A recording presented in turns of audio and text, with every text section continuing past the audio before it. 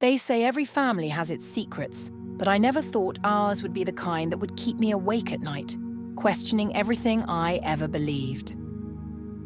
Growing up, I watched my brother get handed the keys to our future, while I stood in the shadows, waiting for a chance that never came. But there's more to this story than just a father's favoritism or a daughter's frustration. What happened behind closed doors was never spoken about. Until now, because what my father took from me wasn't just an opportunity, it was something far more personal, and it's time I finally tell the truth. When I was a little girl, I remember sitting on the porch and watching my father come home from work, thinking to myself, one day I'll be just like him. Not because I wanted to do the exact same job, but because I wanted to work, to feel proud, to be someone who made a difference. I didn't dream of playing with dolls or learning how to cook and clean like the girls around me were taught. No, I had bigger dreams. I wanted to be someone important.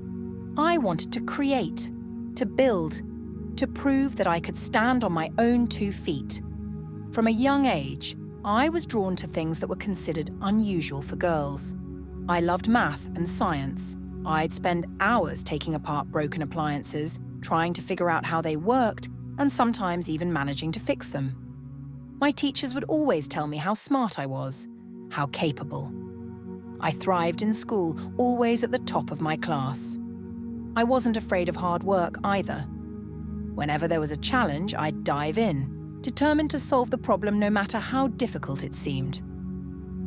I imagined myself working in an office or maybe even running my own business one day. I could see it so clearly, me, sitting behind a desk, making decisions, managing things, and being respected for what I brought to the table. I knew I had the skills and the passion. It was something I felt in my bones. But I also knew, even at a young age, that my family didn't see things the same way. My father especially had very clear ideas about what women should and shouldn't do.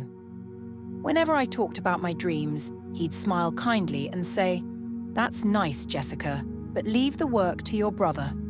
It stung every time. It was as if no matter how hard I worked or how much I proved myself, I was never going to be taken seriously simply because I was born a girl. Still, I didn't let that stop me. I pushed harder. I studied more. I thought, maybe if I'm perfect, maybe if I show everyone that I'm just as capable, no, more capable than my brother, they'll change their minds. I kept trying, kept dreaming, believing that one day I'd get my chance to show the world what I was made of. Growing up, it became painfully clear that my family lived by some pretty strict ideas about what men and women should do. My father was the kind of man who believed in tradition above all else. To him, the roles in our household were set in stone. Men worked outside, made the money, and took care of business. Women, well, we were expected to take care of the home, raise the kids, and leave the serious matters to the men. I didn't understand it at first. When I was younger, I thought it was just the way things were. My brother, of course, was always part of those big conversations. What he'd do when he grew up, what kind of career he should pursue. The possibilities were endless for him. I remember sitting quietly during those talks, wanting so badly to be part of them. I wanted to share my own ideas, to ask my father for advice about my future. But every time I opened my mouth, I was met with the same dismissive comments. "This is a man's job, Jessica." Or, "You'll understand when you're older, but that's not your concern." It frustrated me to no end. My brother wasn't even that interested in half of the things my father wanted him to do. He'd shrug his shoulders or roll his eyes when our father wasn't looking. Meanwhile, I was sitting there, bursting with ideas, full of enthusiasm and determination. But none of that seemed to matter.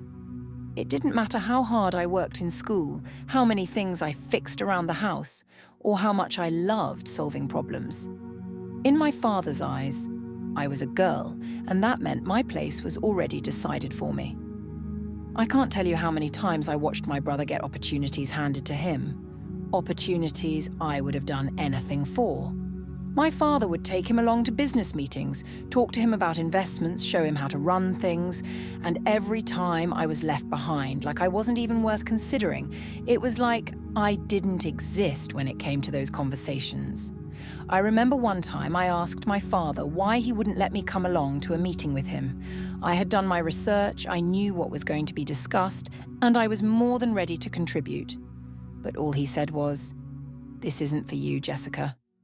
It's a man's job." That one sentence crushed me. It wasn't just about the meeting, it was about my entire future, my place in the world, and it felt like my father had decided, without even giving me a chance, that I didn't belong. I remember the day so clearly, the day I finally decided enough was enough. It had been building inside me for years, this frustration, this feeling that I was invisible when it came to anything that really mattered. But that day, something in me snapped. My father had just announced that my brother would be taking over a big part of the family business, something I had been secretly hoping for, something I had worked for, prepared for, in every possible way. And yet, once again, I was left out, just like always. I walked into my father's study, my heart pounding, hands clenched into fists. This time I wasn't going to sit quietly. I wasn't going to nod and accept that this was how things were. "Father, I need to talk to you," I said, my voice trembling but strong. He looked up from his papers, a bit surprised but calm as ever.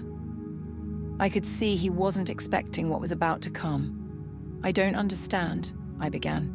"I've worked just as hard, maybe harder than my brother. I know how this business runs. I know every part of it. Why is he the one taking over when I've been just as dedicated, if not more? Why am I not even considered?"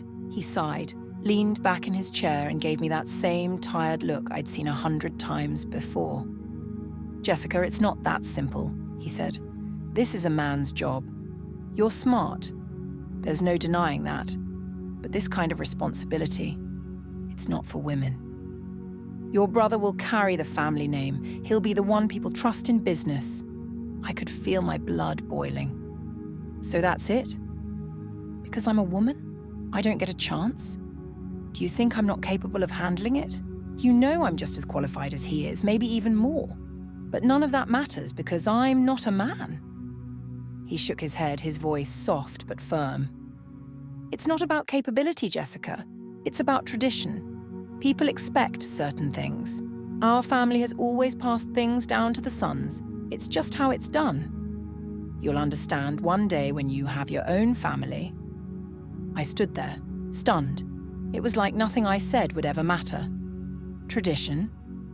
So I'm supposed to just accept that my role is to sit on the sidelines, no matter how hard I work, no matter how much I prove myself, because of some outdated idea of what men and women should do? His face softened a bit, like he felt sorry for me. "It's not outdated, Jessica. It's the way the world works." That was it.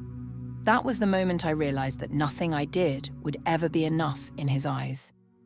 It wasn't about my talents, my skills, or my determination. It was about my gender, and that was something I couldn't change. I walked out of that room feeling crushed, disheartened, and more disappointed than I'd ever been in my life. He didn't see me for who I was, for what I could bring to the table. To him, I was just a daughter, and that meant I didn't belong in the world he had built for my brother. After that conversation with my father, something inside me shifted. It wasn't just disappointment anymore, it was a deep, burning determination. I realized that waiting for his approval, waiting for him to see me as more than just his daughter, was never going to happen. If I was going to prove myself, it wouldn't be through his validation. I would have to find my own way, and I would have to be stronger than I'd ever been. I won't lie. Those first few weeks were hard. I felt like I was walking around with a weight on my chest, like no matter what I did, I'd always be trapped by these invisible walls my father had built around me.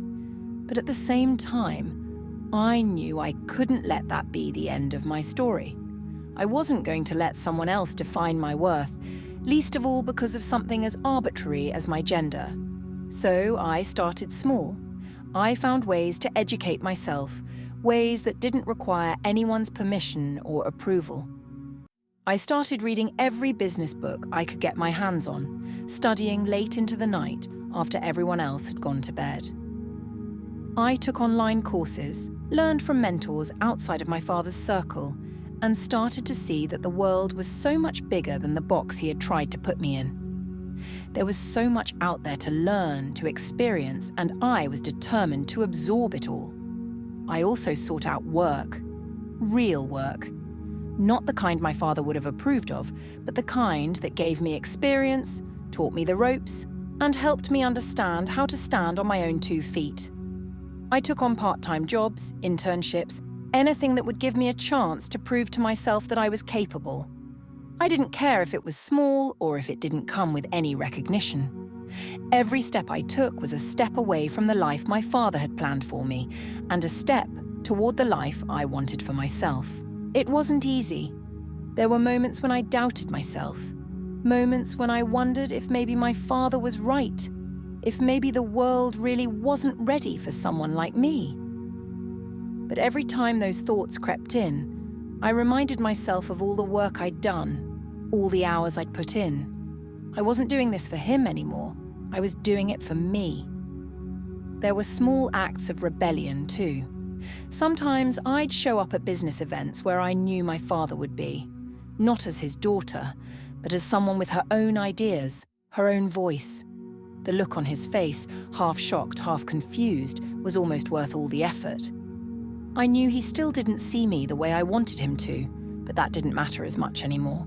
I was building my own path brick by brick, and each time I pushed against his expectations, I felt a little stronger, a little more sure of who I was becoming. I didn't need his approval. What I needed was to prove to myself that I could do it, that I could stand on my own, even if the world around me was set on telling me I couldn't. And with every step I took, I knew I was getting closer to being the person I always knew I could be. Looking back now, I can see the journey for what it truly was. A test, not just of my abilities, but of my strength, my willpower, and my understanding of what really matters. At the time, all I wanted was for my father to see me, to recognize that I was just as capable, just as worthy as my brother. I spent so many years trying to prove that I could live up to his standards, that I could fit into the mold he had created for the men in our family. But as I stand here today, I realize that the greatest lesson I learned wasn't about proving myself to him. It was about learning that I didn't need to. It took me a long time to understand that his approval, while important to me as his daughter, was not what defined my success. My value wasn't tied to his outdated ideas about what a woman could or couldn't do. My strength, my intelligence, my potential, none of it was limited by his narrow vision of the world. And once I let go of that need for his validation, I found something far more powerful, my own sense of self-worth. I won't say that it was easy to get here. There were plenty of moments when I felt like giving up, moments when I wondered if maybe I was wrong to push against the tide. But every obstacle I faced, every time I was told, "This isn't for you," made me more determined. It made me realize that the barriers placed in front of me weren't real. They were constructs, ideas passed down from generation to generation, and I had the power to break through them. My father, to his credit, softened over time. He never fully admitted that he was wrong, but there were moments when I could see a glimmer of pride in his eyes, moments when he realized that I wasn't the little girl he had tried to protect anymore. I had become my own person, strong, independent, and unafraid to challenge the status quo. We never had that moment of reconciliation I had once dreamed of, where he would tell me that he was proud of me and that he had been wrong all along. But in a way, I didn't need that anymore. I had found my path with or without his blessing. As for my brother, he went on to run the family business as expected. But even he began to see things differently. He would often come to me for advice, recognizing that I had insights and knowledge that he didn't. In his own quiet way, he acknowledged that I was more than capable, and that was enough for me. Our relationship became one of mutual respect, something that might never have happened if I had stayed silent and accepted the roles we had been given. Today, I see the world for what it is, a place full of opportunities, but also full of challenges that still exist for women like me. I know now that gender should never be a limitation, that we are more than the labels society places on us. We are defined by our passion, our drive, and our willingness to keep pushing forward, no matter how many times we are told no. I reflect on my journey with pride, not because I achieved everything I set out to do, but because I found something even more valuable: the strength to define my own success. I learned that I don't need anyone's permission to pursue my dreams, and I don't need to fit into anyone else's idea of what I should be.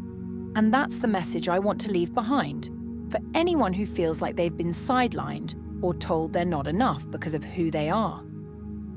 Your worth isn't defined by others. It's defined by you, by your resilience, your courage, and your belief in yourself. The world may not always be fair, but that doesn't mean we have to accept it as it is. We can change it, one step, one challenge, one victory at a time.